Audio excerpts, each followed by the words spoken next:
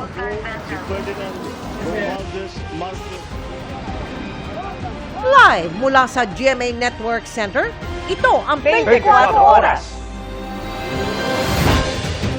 Magandang gabi po, Luzon, Visayas at Mindanao.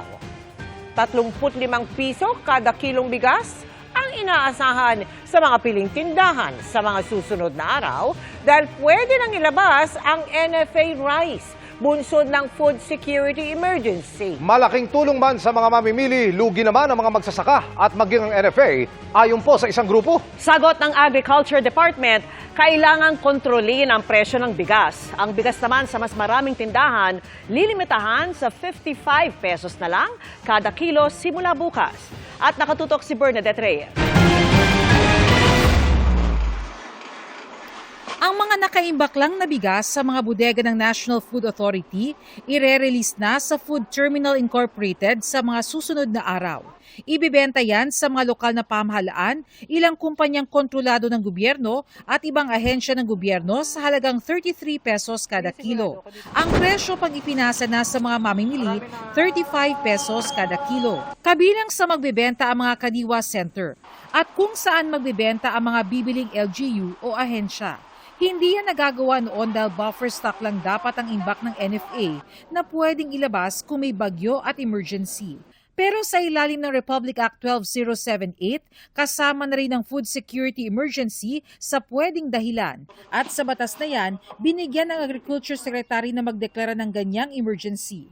Kung kulang ang supply o hindi pangkaraniwan ang pagmahal ng bigas. Nasa 23 na palengke po ito na nagbebenta ng ating Rice for All ngayon na nasa 38. So makakakita na rin po sila niyan ng mga 35 in the coming days po. Malaking tulong po sa amin ang halagang 35 kilo lang po ng bigas.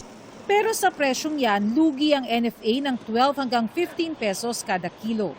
Initially nga po, 38 yung naging recommendation. Baka almost 15 pesos per kilo ang lugi ng NFA kasi nabili na yung palay ng mahal, binibenta niya at subsidized price. Gagawa ka ng ibang paraan na lalong magpapalugi sa gobyerno. Anong logic noon? No? Nagsasayang ka lang ng pera. Kailangan talaga natin gawin to para makontrol at mapababa ang presyo. Mabakante natin yung mga bodega natin para makabili ang NFA sa mga harvest ng mga farmers. Pero sabi ng isang samahan ng mga magsasaka, para kasi maibenta sa 35 pesos kada kilo, bababa rin ang benta ng palay. The equivalent palay price will be about 17 to 18 pesos per kilo. Sa ganung presyo, baka kalahati ng magsasaka malulugi na. It distracts people from the real solution, which is to go after the profiteers. No?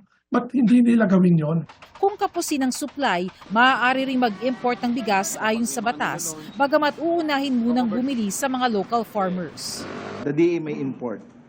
But that's, hindi namin plano pa yun sa ngayon kasi gusto natin ma-resolve ito through kasi marami tayong supply sa ngayon. Maaari namang bawiin ang food security emergency kung magmura na ang bigas. Sa world market, bumaba na talaga ang world price. Kaya ibababa na rin ang maximum suggested retail price sa bigas na nasa 58 pesos kada kilo ngayon. Simula bukas, ibababa na sa 55 pesos kada kilo ang maximum suggested retail price sa 5% broken na imported na bigas dito sa Metro Manila. Pagsapit ng February 15, gagawin ng nationwide ang implementasyon nito. Kakayanin naman po kasi may mga dumating ding mas mababa. Pinapaubos na lang po yung bigas bago baba ng price. Para sa GMA Integrated News, Bernadette Reyes, nakatutok 24 oras.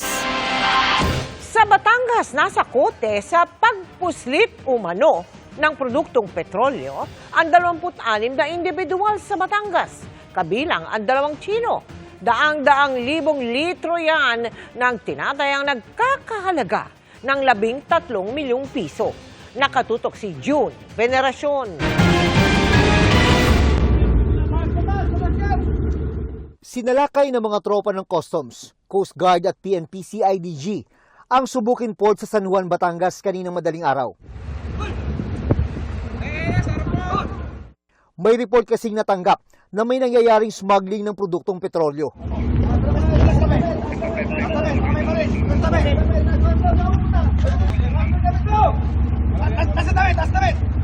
Huli raw sa akto ang paglilipat ng diesel mula sa motor tanker Feliza papunta sa mga nakapilang tanker truck. 217,000 liters ng langis na nagkakahalaga ng 13 million pesos ang nakumpiska. Kumpiskado rin ang motor tanker at mga truck. 26 ang arestado sa operasyon, kabilang ang 2 umunong Chinese national. Sa impormasyong nakuha ng customs, sa gitna ng dagat daw nangyayari ang smuggling, kung saan idilipat sa motor tanker Feliza ang krudong dala ng isang foreign vessel. Yung 2 Chinese national daw po ay sinasabing taga-communicate o taga-pag-usap sa crew naman ng mother vessel na kanilang kinikita sa high seas sapagkat ang crew naman daw po ng mother vessel ay Chinese din. Kabilang sa mga kakaharaping reklamo ng mga naaresto, may-ari ng barko at mga tanker truck, ang paglabag sa Customs Modernization and Tariff Act. Sunod-sunod pa ho ito, marami pa ho tayong follow-up operations at buong Pilipinas po ay naka-alerto na sa pagdating ng mga ganitong smuggled items. Para sa GMA Integrated News, June Veneracion, nakatutok, 24 oras. Viral ngayon online ang tila pagpapatigil sa trapiko sa Maynila para makadaan ang convoy ng mga motorsiklo ng isang ride-hailing app. Nagbabalik si June Veneracion. Kuha ito mula sa dashcam ng isang motorista sa Maynila. Pagdating sa intersection, biglang may humarang ng mga rider ng ride-hailing app na angkas. Sa kasunod-sunod na dumaan ang convoy ng mga kapwa nila rider, napilitan tuloy huminto ang mga sasakyan kahit nakago ang traffic light.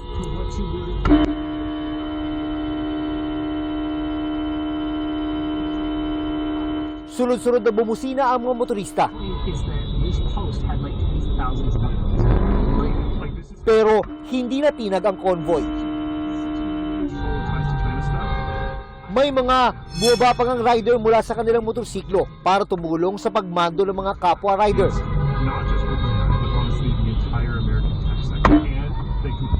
Sa isang punto, may truck pang dadaan sana sa gitna ng convoy.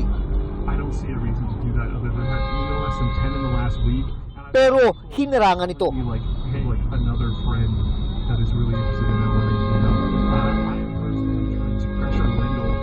At nakadaan lang pagkatapos ng convoy.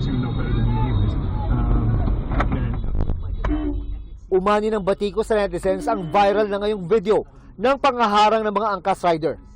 Humingi naman ng tawad sa isang video message ang kumpanya. Hindi aniya ito dapat nangyari at inaming kawalan nito ng disiplina, kaligtasan at pagtalima sa batas trapiko na isinusulong daw ng angkas. I am aware of the incident and there are no excuses for our actions. Ako po ay nagpapakumbaba at humihingi ng taus-pusong paumanhin sa publiko, sa ating mga mananakay, sa kapwa motorista at sa mga otoridad. I take full responsibility and we will do better. Makikipagtulungan aniya ang angkas sa mga otoridad kaugnay ng insidente. Sinusubukan pa ng GMA Integrated News na kunin ang panig ng Land Transportation Office. Para sa GMA Integrated News, June Veneracion, nakatutok, 24 oras. Namataan na hanggang sulusi ang higanting Navy warship ng China at 2 pa nitong barko. At sabi ng isang analyst, lagpas na sa inimbentong 10-dash line ng China ang kanilang mga pagkilos. Ang hakbang ng Pilipinas, katuwang ang Amerika. Tinutukan ni Chino Gaston.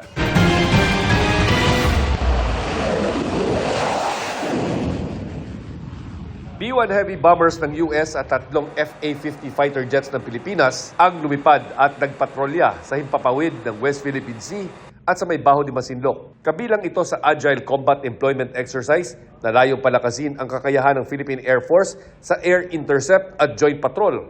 Ayon sa Air Force, walang namataan at wala ding radio challenge mula sa Chinese aircraft habang isinasagawa ang exercise. These are bomber aircraft and FA-50 aircraft which have very long range. So they will be covering part of the Scarborough Shoal.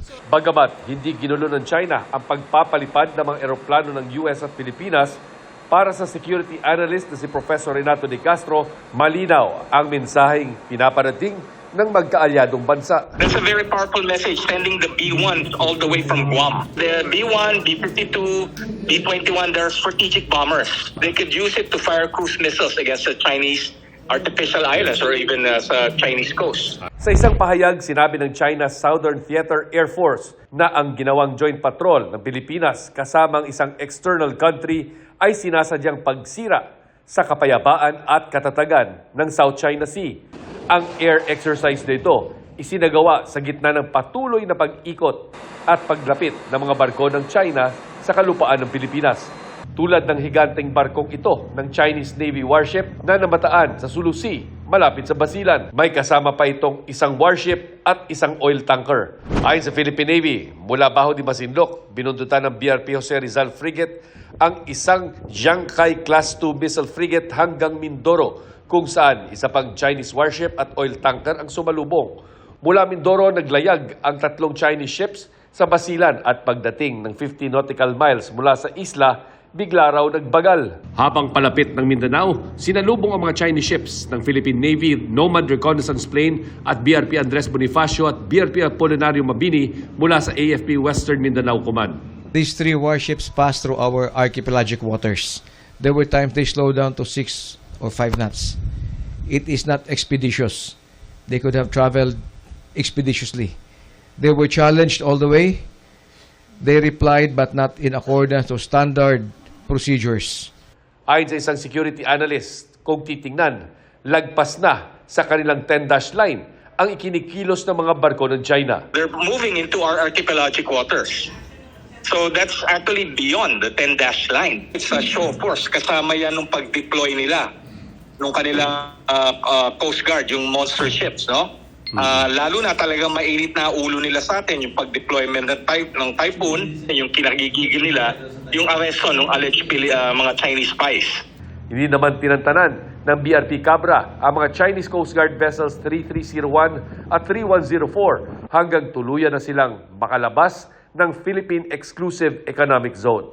Para sa GMA Integrated News, Chino Gaston nakatutok, 24 oras.